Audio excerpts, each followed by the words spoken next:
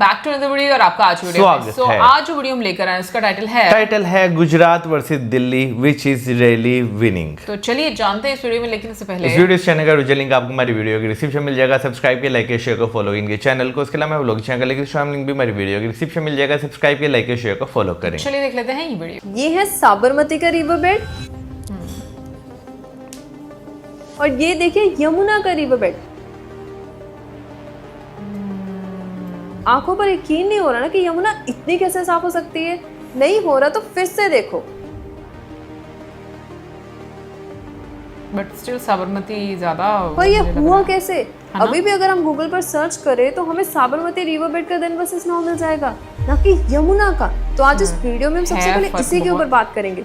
दूसरा ना मैं आपको गुजरात के ऐसे 3 सीक्रेट पैटर्न्स बताऊंगी कि क्यों गुजरात एग्जीक्यूटर कहलाता है, वहीं पर दिल्ली प्लानर। आखिर में हम गुजरात और दिल्ली को एजुकेशन, हेल्थ और 2 सोशल इंडिकेटर के बेसिस पर देखेंगे कि कौन बेहतर परफॉर्म कर रहा है और उसे एक पॉइंट भी देंगे। आपको जो स्क्रीन पर 2 मैप दिखाई दे रहे हैं, एक अहमदाबाद का और दूसरा दिल्ली का। दोनों में एक चीज कॉमन दिखती है कि दोनों के बीचों बीच से नदी बह रही है, एक साबरमती और दूसरी यमुना। अब सोचने वाली बात है कि साबरमती का रिवर बेड इतना साफ कैसे है, जहां पर चाइना के प्रेसिडेंट शी जिनपिंग तक जा चुके हैं। वहीं पर दिल्ली में इतना बड़ा बदलाव आ रहा है और कोई इस पर बात तक नहीं कर रहा। एक एक करके देखते हैं। देखो, अहमदाबाद का साबरमती का रिवर बेड शुरू से इतना साफ नहीं था। यहाँ पर भी इलीगल स्लम्स थी, कूड़ा फेंका जाता था, नाले का पानी ज्यादा था, इंडस्ट्रीज का वेस्ट ज्यादा था। यहाँ पर टूरिस्ट आना दूर, आसपास के लोग डेंगू मलेरिया से शिकार रहते थे। लेकिन ये दशा फ्रेंच आर्किटेक्ट बर्नार्ड कॉर्न, कमल मंगलदास, अनिल बेकरी और कई सारे इंडियन इंजीनियर्स देखी नहीं जा रही थी। इसलिए वो सरकार के पास साबरमती के डेवलपमेंट के लिए एक प्लान लेकर गए, लेकिन पॉलिटिशियन ने घंटा ध्यान दिया। फिर 1976 साथ एक नया प्लान प्रपोज किया गया, उस पर भी पॉलिटिशियन ने ध्यान नहीं दिया। फिर 1997 आते कुछ पॉलिटिशियन को अक्ल आई कि इन प्रोजेक्ट्स में पोटेंशियल है, इसलिए उन्होंने साबरमती रिवर बेड की डेवलपमेंट के लिए Sabarmati river front development corporation company बनाई, जिन्होंने सबसे पहले साबरमती के आसपास जितने भी इलीगल स्लम्स थे उन्हें हटाया। ऐसा नहीं कि उन्हें ऐसे छोड़ दिया गया, बल्कि उनके लिए रहने के लिए पक्के घर बनाकर दिए गए 10,000 से ज्यादा। फिर जितने भी नालों का पानी ना साबरमती में जा रहा था उन्हें डाइवर्ट किया गया सीवेज लाइंस बनाकर सीवेज ट्रीटमेंट प्लांट की तरफ। लेकिन अभी भी चिंता का विषय दूर नहीं हुआ था, क्योंकि थरोई डैम से जब भी पानी छोड़ा जाता साबरमती में तो यहाँ पर बाढ़ जैसी हालत हो जाती थी, कंस्ट्रक्शन एरियाज खराब हो जाते थे। इसलिए साबरमती रिवर फ्रंट के दोनों साइड पर ना डायफ्राम वॉल बनाई गई, ताकि अगर पानी आए भी, बाढ़ भी है, तब भी पानी शहर में ना जाए और कंस्ट्रक्शन एरियाज खराब ना हो। वहीं पर पब्लिक की जरूरतों को ध्यान में रखते हुए पहले ना यहाँ पर धोबी कपड़े धोआ करते थे, उन कामों को मॉडर्न फॉर्म में ऑर्गेनाइज किया गया, धोबी घाट बनाए गए। वहीं पर जो पहले छोटी दुकानें लगती थी उनके लिए ओपन मार्केट एक स्पेशल प्लेटफॉर्म बनाया गया। आपको पता है एक समय पर यहाँ पर रेयर बर्ड स्पीशीज पाई जाती थी, लेकिन जैसे जैसे साबरमती का पानी गंदा होता जा रहा था वो एक्सटेंड हो रही थी, इसलिए बायोडाइवर्सिटी पार्क बनाए गए, जिसकी वजह से आज साबरमती रिवर बेड पर 120 से ज्यादा स्पीशीज पाई जाती है। इसके अलावा अगर आप यहाँ पर जाओगे तो यहाँ पर जोरों शोरों से वाटर स्पोर्ट्स एक्टिविटीज कराई जाती है, क्योंकि नदी के एक साइड पर डैम बनाया गया है ताकि साबरमती में हर समय पानी कांस्टेंट आता रहे। स्केटिंग के लिए स्केटिंग रिंग बनाया गया है, इवेंट्स होते हैं, पार्क्स बनाए गए हैं, फ्लावर पार्क बनाया गया है। अगर आप यहाँ पर शाम को जाओ तो आप साइकिलिंग कर सकते हो, फ्लावर पार्क में जा सकते हो। इनफैक्ट अटल ब्रिज की खूबसूरती देखने तो हर महीने हर साल लाखों टूरिस्ट आते हैं। अभी अगर हम करंट बात करें तो साबरमती के फेज 2 के डेवलपमेंट पर काम चल रहा है, जो डेवलपमेंट इंदिरा ब्रिज तक की जा रही है। एम्बैंकमेंट्स बनाए जाएंगे, वहाँ पर भी पब्लिक गार्डन, पार्क्स, ये सब कुछ बनाया जाएगा। लेकिन एक चीज़ मैं आपको कहना चाहती हूँ कि हमें ना साबरमती से एक इम्पॉर्टेंट लेसन लेने की ज़रूरत है, वो है सिविक सेंस। चाहे दिल्ली से हो, राजस्थान से हो, कर्नाटका से हो, महाराष्ट्र से, कोई फर्क नहीं पड़ता। मैं आपको कारण बताती हूँ, क्योंकि ना अभी मई और जून के महीने में ना साबरमती के रिवर फ्रंट पर एक डीप क्लीनिंग ऑपरेशन स्टार्ट किया गया था, जिसमें 13,000 वॉलंटियर आगे आए थे साफ सफाई करने के लिए। Then why don't we do the same? मेरा सवाल ये है, मैंने ऐसा क्यों पूछा, आप इस क्लिप को देखिए तब आपको समझ में आएगा। और यहाँ पर जो कपड़ों के अंदर ना कलर भी होते हैं, जो पैंट वगैरह होती हैं, जो उनके ऊपर कलरिंग वगैरह होती है, उन केमिकल का पानी भी इस नाले के अंदर जाता है। अब जिसका सबको बेसब्री से इंतजार था कि दिखाओ यार कितनी यमुना साफ हुई है, कौन से ड्रेन साफ किए गए हैं, अभी छठ पूजा भी आने वाली है, उसके लिए सरकार क्या करने वाली है? क्योंकि जब त्योहार आते हैं तभी तो लोग पूरा डस्टबिन में नहीं बल्कि यमुना में डालते हैं। तो भाई अभी भी कुछ लोग वहाँ पर कूड़ा फेंक रहे हैं। अब एक एक करके देखते हैं। पहले बाराकुला ड्रेन, ये ना साउथ दिल्ली से होकर बहती हुई आती है। इस पे पहले बहुत सारे पॉलीथीन बैग्स थे। अब देखिए बिफोर एंड आफ्टर में कितनी ज़्यादा साफ सफाई की गई है। इनफैक्ट यहाँ पर पार्क भी बनाया जा रहा है, जहाँ पर हट बनाई गई है, वॉशरूम एरिया बनाया गया है, बैम्बू के पेड़ लगाए गए हैं, अलग अलग पौधे लगाए गए हैं। इनफैक्ट इतनी ज़्यादा ग्रीनरी लगाई गई है, कितना सुंदर लग रहा है। और दूसरा है शादरा ड्रेन, ये दिल्ली का दूसरा बड़ा ड्रेन है और इसका यमुना को 20% तक हाथ है गंदा करने में। ये ना इतना ज़्यादा एक पॉइंट पर गंदी हो गई थी ड्रेन कि लोग लिटरली इसके ऊपर से चल कर जाते थे, इतना पूरा करकट था। इसलिए अधिकारियों को डंडों का इस्तेमाल करना पड़ा था इन कूड़े को साफ करने के लिए। फिर जो कूड़ा बाहर निकाल के डंप किया गया था उन्हें भी काफ़ी हद तक हटाया गया है। अभी भी इतनी साफ सफाई नहीं है, लेकिन पहले के मुकाबले में काफ़ी इम्प्रूवमेंट है। तीसरी है नजफगढ़ ड्रेन, ये दिल्ली का सबसे बड़ा नाला है जिसका 70% हाथ है यमुना को गंदा करने में। और सबसे ज़्यादा इम्पोर्टेंट, ये ड्रेन नहीं थी, ये पहले एक लेक थी, साहिबी नदी, जो कि राजस्थान से होते हुए हरियाणा, हरियाणा से होते हुए दिल्ली में प्रवेश करती थी। लेकिन जैसे ही ये नदी दिल्ली में प्रवेश कर गई, यहाँ पर 12 से 13 किलोमीटर के अंदर 2 नाले पड़ते हैं जो इसे बना देते हैं नाला। ये पहले लेक थी, अब नाला बन गई। अभी इसकी इतनी साफ सफाई नहीं हुई है। इसके आसपास के एरिया में पहले कूड़ा करकट को ही साफ करने में सरकार लगी हुई है। और कई सारी ड्रेन्स हैं, जिससे आराम से बैठिए और बिफोर एंड आफ्टर एंजॉय करिए। उस लिहाज से तो वाकई में बहुत साफ हुई है। और भी कई सारी ड्रेन्स हैं जिसके बारे में मैंने इस वीडियो में कवर नहीं किया है। मैं चाहती हूँ कि अगर आप उन एरियाज़ के नियर बाय रहते हो तो मुझे कमेंट में बताओ कि आपके साइड में कैसे कंडीशन है। अब आते हैं छठ पूजा पर। छठ पूजा के लिए सरकार ने 100 साइट्स को आइडेंटिफाई किया है। वहाँ पर टेम्परेरी घाट्स बनाए जा रहे हैं, जैसे कि ITO घाट में देखें कैसे डेवलपमेंट चल रही है। अब आते हैं उस सवाल पर कि गुजरात में ऐसा क्या है कि एग्जीक्यूटिव कहलाता है, वहीं पर दिल्ली प्लानर। उसका जवाब ना आपको इस एक लाइन से मिल जाएगा कि गुजरात को बिजनेस फ्रेंडली नज़रिए से देखा जाता है, वहीं पर दिल्ली को सिटीजन सेंट्रिक। ऐसा क्यों? इसे 3 कारणों से समझते हैं। पहला, इम्प्लीमेंटेशन। ये ना एक बिजनेस ओनर ने खुद एक्सपेरिमेंट किया कि अगर उसे किसी भी स्टेट में इंडस्ट्री खोलनी है तो मिनिमम फैसिलिटीज जैसे इलेक्ट्रिसिटी, लैंड, पानी, इसमें कितना समय लगेगा। महाराष्ट्र में 4 महीने, उड़ीसा में भी 4 महीने का समय लग रहा था, वहीं कर्नाटक और तमिलनाडु में 7 से 8 महीने, लेकिन गुजरात में सिर्फ 4 हफ्ते 28 दिन, मतलब मैक्सिमम 2 महीने का समय लगना था। और उसका सवाल था कि ऐसा क्या है गुजरात में। मैं बताती हूँ। पहले सिंगल विंडो क्लियरेंस सिस्टम, जिससे लाइसेंस, पेपर वर्क सब कुछ इजी हो गया। लैंड एक्विजिशन के लिए प्लग एंड प्ले मॉडल, जिसमें गवर्नमेंट पहले लैंड खरीद के रख लेती है और उसमें मिनिमम से मिनिमम समय पर इलेक्ट्रिसिटी, रोड, इंफ्रास्ट्रक्चर, पानी, ये सब कुछ अवेल करके दे देती है, जिसकी वजह से इंडस्ट्रीज जल्दी से जल्दी फुल्ली फ्लेज इंडस्ट्री यहाँ पर चालू कर सकती है। और भी कई सारी पॉलिसीज़ हैं गुजरात इंडस्ट्रियल डेवलपमेंट कॉरपोरेशन की, जो आप स्क्रीन पर देख सकते हैं।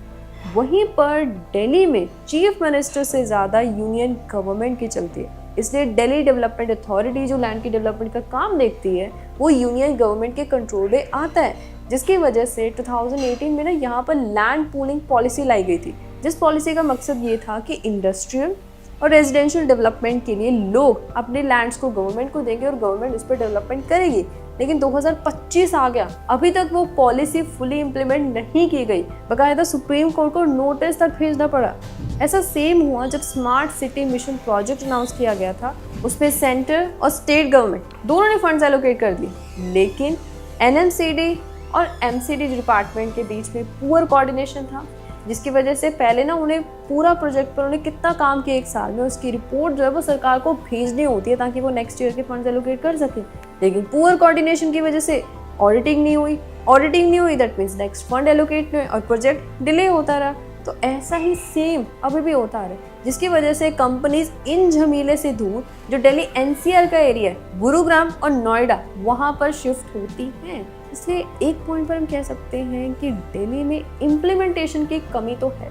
दूसरा कारण है बिजनेस माइंडसेट। अब मानो या ना मानो, गुजरातियों के माइंड में हमेशा धंधा चलता है। इसलिए अगर आप कभी गुजरात गए हो तो आपने देखा होगा कि वो अपने ब्रांड्स को कैसे मार्केटिंग करते हैं, कैसे प्रमोट करते हैं, मानो फॉरेन ब्रांड्स हो। इसलिए भले पूरे भारत में गुजरातियों की सिर्फ 5% पॉपुलेशन है, लेकिन फोर्ब्स के 284 बिलियनर में से आधे से ज्यादा बिलियनर गुजरात से हैं। आपने अंबानी अडानी सुना होगा, बिरला, पटेल और कितने सारे ग्रुप हैं, लिस्ट बहुत लंबी है। इसलिए गुजरात की 44% जीडीपी सिर्फ इंडस्ट्रियल सेक्टर से आती है। We are number 1 in the pharma sector. इसलिए ना उनके लिए डिग्री लेकर जॉब लेने से बढ़कर ये है कि उनके पिताजी क्या सिखा रहे हैं, गन्ने पर बैठकर क्या कर रहे हैं, वो ज़्यादा मैटर करता है। भले अभी दिल्ली में मतलब स्टार्टअप कल्चर बहुत ज़्यादा बूम कर रहा है, लेकिन एक प्रॉब्लम अभी भी है कि वैसा माइंडसेट जैसे गुजरातियों का वैसा दिल्ली में नहीं। आपको क्या लगता है? फिर तीसरा कारण है गवर्नेंस। अब इस पर काफ़ी ज़्यादा लोग नाराज़ होंगे, बट सच तो सच ही है कि गुजरात के पास खुद की स्टेट गवर्नमेंट है, उनके पास खुद के लॉज, खुद की पॉलिसीज, उसे चेंज करने का राइट है। लेकिन दिल्ली के केस में ऐसा नहीं है, क्योंकि दिल्ली एक यूनियन टेरिटरी है विद लेजिस्लेटर, जिसमें कुछ पावर सेंटर के पास है और कुछ पावर स्टेट के पास है। अब जैसे स्टेट गवर्नमेंट के पास है education, power, electricity, social welfare, health, power, transport, irrigation और अर्बन डेवलपमेंट, वहीं पर उसमें जो मेजर फैक्टर है लैंड, वो सेंट्रल गवर्नमेंट तय करती है। पॉलिसीज या आप कह सकते हो पुलिस, लॉ एंड ऑर्डर, ये भी सेंट्रल गवर्नमेंट के कंट्रोल में आता है। इनफैक्ट एक समय पर ना ऑफिसर्स के रिक्रूटमेंट, पोस्टिंग, ट्रांसफर ये इलेक्टेड गवर्नमेंट देखती थी, उसका कंट्रोल भी और उसकी पावर भी अब सेंट्रल गवर्नमेंट को दे दी गई है। अब सोच कर देखो, अगर किसी ऑफिसर की वजह से किसी प्रोजेक्ट में डिले होता है तो हम किसको कसूरवार ठहराएंगे, स्टेट गवर्नमेंट को या फिर सेंट्रल गवर्नमेंट को? ऐसा पास पे हुआ भी है, जैसे सोनिया विहार टू खजूरी खास के स्ट्रेच में 15 महीने का डिले था, ऐसे ही यमुना स्ट्रेच में 29 महीने का डिले था। ऐसा नहीं है कि स्टेट गवर्नमेंट ने अपने समय में बहुत अच्छे काम किए, उन्होंने भी बहुत सारे प्रोजेक्ट्स में परमिशन नहीं दी, जिसकी वजह से प्रोजेक्ट डिले हुआ और अल्टीमेटली कॉस्ट बढ़ी है। जैसे जब मेट्रो एक्सटेंशन का प्रोजेक्ट था तो उसमें जो डिपार्टमेंट था फॉरेस्ट और एनवायरनमेंट का, उनके ऑफिसर्स ने परमिशन ही नहीं दी, जिसकी वजह से प्रोजेक्ट अल्टीमेटली डिले हो गया, कॉस्ट बढ़ गई। अब हम एक्सपेक्ट कर सकते हैं कि जब स्टेट और सेंट्रल गवर्नमेंट दोनों सेम हैं तो वैसे कंडीशन अब ना हो। अब हम आते हैं तीसरे सवाल पर कि हेल्थ, एजुकेशन, पॉवर्टी और अनएम्प्लॉयमेंट में कौन सी स्टेट ज्यादा बेटर फैसिलिटीज दे रही है अपनी नागरिकों को, गुजरात या फिर दिल्ली? फिर ना हम दोनों को एक एक करके पॉइंट देंगे और इनमें जिसके पास सबसे ज्यादा पॉइंट्स होंगे दैट मीन्स वो स्टेट ज्यादा सोशली बेटर है। पहला एजुकेशन। देखो दिल्ली की गवर्नमेंट ने इस साल अपने बजट का 19% हिस्सा एजुकेशन के लिए एलोकेट किया, वहीं पर गुजरात की गवर्नमेंट ने 16.2%, मतलब पैसा दोनों के पास है। अब देखते हैं वहाँ पर एजुकेशन कैसी है, वहाँ पर स्कूल्स की कंडीशन कैसी है, वो हमें पता चलेगा इन दो पैरामीटर से। पहला परफॉर्मेंस ग्रेडिंग इंडेक्स और दूसरा क्या है, ग्रॉस एनरोलमेंट रेशियो। पहला परफॉर्मेंस ग्रेडिंग इंडेक्स, ये ना मिनिस्ट्री ऑफ एजुकेशन हर एक स्टेट में कैसी एजुकेशन है उस बेस पर एक स्कोर देती है, जिसमें गुजरात का स्कोर है 613 आउट ऑफ 1000, वहीं पर दिल्ली का 623 out of 1000। That means Delhi में थोड़ी ज़्यादा बेटर एजुकेशन है गुजरात के मुकाबले में। और दूसरा पैरामीटर है हमारा ग्रॉस एनरोलमेंट रेशियो। इस पे प्राइमरी, मिडिल और सेकेंडरी क्लासेस में कितने बच्चे पढ़ने के लिए आ रहे हैं उसके बारे में पता चलता है। तो UDISC की 2024 से 2025 की रिपोर्ट के अनुसार दिल्ली में ज़्यादा ग्रॉस एनरोलमेंट रेशियो है गुजरात के मुकाबले में। इनफैक्ट पारक स्कूल क्वालिटी सर्वे ने गुजरात को एजुकेशन के पैरामीटर में पुअर परफॉर्मिंग स्टेट बताया, इसलिए ये पॉइंट हम देते हैं दिल्ली को। और दूसरा है हमारा अनएम्प्लॉयमेंट। पीरियोडिक लेबर सर्वे ने ना एक साल का सर्वे किया, जिसमें उन्होंने फीमेल्स और मेल्स में कितनी अनएम्प्लॉयमेंट है उस बेस पर एक परसेंटेज बताया। तो गुजरात में अनएम्प्लॉयमेंट पता कितना है, 1.2%, वहीं पर दिल्ली में 2.1%। दैट मीन्स ये पॉइंट हम देंगे गुजरात को। नाउ तीसरा पैरामीटर है हमारा हेल्थ। हेल्थ के लिए नीति आयोग की सस्टेनेबल डेवलपमेंट इंडेक्स की रिपोर्ट देखते हैं, जिसमें ना वो 11 पैरामीटर्स को देखते हुए एक स्कोर देते हैं। तो गुजरात पिछले 4 सालों से नंबर 1 परफॉर्मिंग स्टेट रहा है हेल्थ एंड वेलबींग कैटेगरी में। वहीं पर दिल्ली को कोई स्कोर नहीं दिया गया, लेकिन मुझे ना कैग की एक रिपोर्ट मिली है जिसमें उन्होंने दिल्ली की हेल्थ कंडीशंस को देखते हुए ना 10 प्रॉब्लम्स बताई हैं जो आप स्क्रीन पर देख सकते हैं। तो ये पॉइंट हम देते हैं गुजरात को। चौथा है हमारा पॉवर्टी। पॉवर्टी के लिए हम नीति आयोग की मल्टी डिमेंशनल पॉवर्टी इंडेक्स की रिपोर्ट देखते हैं, जिसमें गुजरात में पता कितनी पॉवर्टी है, 11.66%, वहीं पर दिल्ली में 3.43%। दैट मीन्स ये स्कोर हमारा जाता है दिल्ली को। अब मुझे नहीं लगता हमें काउंट करने की जरूरत है, क्योंकि दोनों को अच्छा, वीडियो में सबसे अच्छी चीज़ मुझे ये लगी कि भाई डिफरेंट जो है ना जो पहलू हैं उस चीज़ को जो है वो डिस्कस किया गया, खाली एक चीज़ पे जो है ना वो बात नहीं की गई। आप उसमें अनएम्प्लॉयमेंट, उसमें वहाँ पे जो डेवलपमेंट है या इंडस्ट्रीज है, हर चीज़ को लेकर बात की गई है। बिल्कुल। और साबरमती रिवर की अगर हम लोग बात करें तो हमने काफ़ी सारी वीडियोस उससे रिलेटेड देखी हैं, किस तरीके से उसको एक तरह से देखा जाए तो एक नया जन्म उसका जो है हुआ, जो एक ट्रांसफॉर्मेशन ओवर द इयर्स देखने को मिली, जो प्रोजेक्ट, जो एग्जीक्यूशन और जो प्लानिंग के थ्रू एक हम कहेंगे कि टूरिज्म इंडस्ट्री को बढ़ावा दिया गया। प्लस मैं कहूँगी कि जिस तरीके से बहुत ही फाइन तरीके की आपको एक वहाँ पर प्लानिंग नज़र आती है कि जितनी भी स्लम्स थी उनके लिए पक्के घर बनाए गए, जो धोबी घाट था उनके लिए एक मॉडर्न धोबी घाट जो है वो वहाँ पर तैयार किया गया।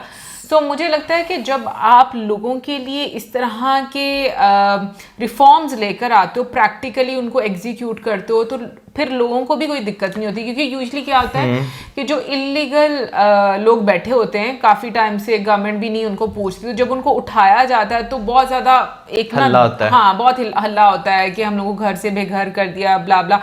क्योंकि इसमें मुझे गवर्नमेंट के भी ये चीज़ नज़र आती है कि जब वो वहाँ पर बैठना स्टार्ट ही करते हैं तो गवर्नमेंट को चाहिए कि वो तभी उनको ना बैठने दें, और क्योंकि वो इतने साल वहाँ पर फिर वो रहने के बावजूद वो समझते हैं जनरेशन टू जनरेशन जो है ना वो चीज़ है वो चलती रहती है। अच्छा, फिर उसके बाद मुझे एक चीज़ जो है वो बहुत ये अजीब लगती है कि भाई गवर्नमेंट जो है ना वो जितने भी इंडस्ट्रियल वेस्ट होती हैं या ये जितनी भी शहर की गंदगी होती है वो सारी जो है वो दरियाओं में फेंक देती है। और इसमें मैं कहता हूँ पब्लिक का भी एक बहुत बड़ा रोल, क्योंकि ये चीज़ जो है मैं यहाँ पर भी देखता हूँ कि लोग जो है भाई नालों में जो है वो गंद जो है फेंक रहे होते हैं। वैसे ये चीज़ गवर्नमेंट की तरफ से अच्छी है इंडिया में कि भाई अब उन्होंने जो है वो सीवरेज प्लांट जो है वो लगाई। यहाँ पर मैंने सुना था कि भाई लगाए जाएंगे, लेकिन पता नहीं अभी वो उस पर काम हुआ कि नहीं हुआ। क्योंकि भाई एक चीज़ जो मैं देखता हूँ कि भाई जब भी गवर्नमेंट कोई काम करने लगती है ना तो बहुत ज़्यादा डिलेज होते हैं और डिफरेंट डिपार्टमेंट की तरफ से जो है ना वो अड़ंगनियाँ जो होती हैं वो सामने जो है वो आती हैं, तो उसकी वजह से डिलेज जो है वो देखने को मिलता है।